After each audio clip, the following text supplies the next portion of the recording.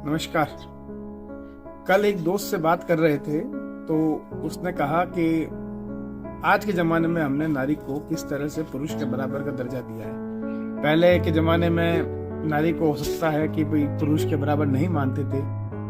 अब हो सकता है कि पहले ऊपर मानते हो या नीचे मानते हो, वो अपनी अपनी सोच है, लेकिन उसका मानना है कि अब हमने बराबर का दर्जा दिया है। इस बात से मुझे थोड़ी असहमति है।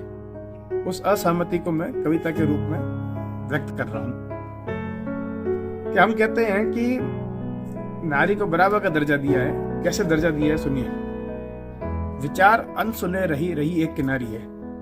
हम महिला की बात तो सुनते नहीं है और कहते हैं कि हमने उसे बराबर का दर्जा दिया है। तो लिखा है, विचार अनसुने रहे रही एक किनारी है, इच्छाओं का गला घोटा हत्यारी है, दहेज के लिए आग चढ़ी दुखियारी है, हाँ वो नरसंकक्ष नारी है, पैतृक संपत्ति हक छोड़ अंशधारी है।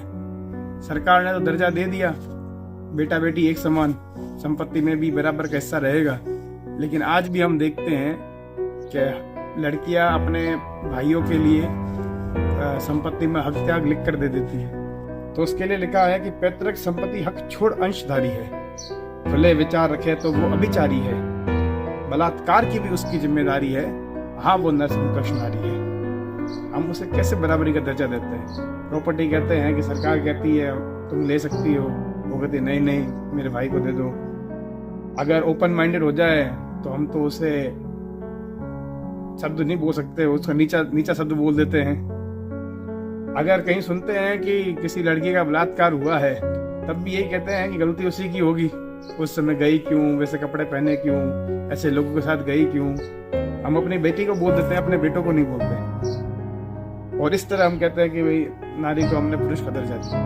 खैर, चकाचौंध दुनिया में रहती अंधियारी है। दुनिया तो भाई बहुत आगे बढ़ गई है, जगमग दुनिया चल रही है, पर उस आज भी महिलाओं के लिए वो दुनिया अंधेरे में है। क्योंकि आप आगे कितने बढ़ रहे हैं लेकिन आपकी सोच आगे नहीं बढ़ रही, तो आप क्या आगे बढ़ रहे हैं? चकाचौंध दुनिया में रहती अंधियारी है, रहती मन ही मन आंदोलनकारी है, पति चरण सिर रखे तो आज्ञाकारी है, हाँ वो नरसंकक्ष नारी है।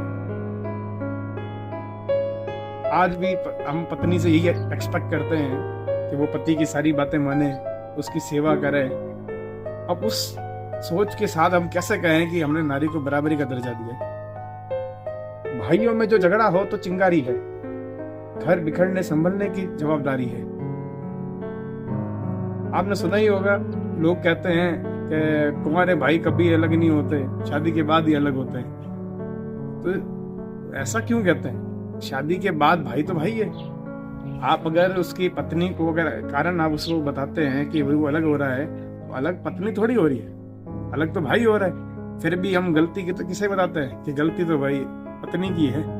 इसलिए लिखा है कि भाइयों में जो झगड़ा हो तो चिंगारी है, घर बिखरने संभलने की जवाबदारी है, घर की इज्जत की करती चौकीदारी है, हाँ वो नरसंकक्ष नारी है।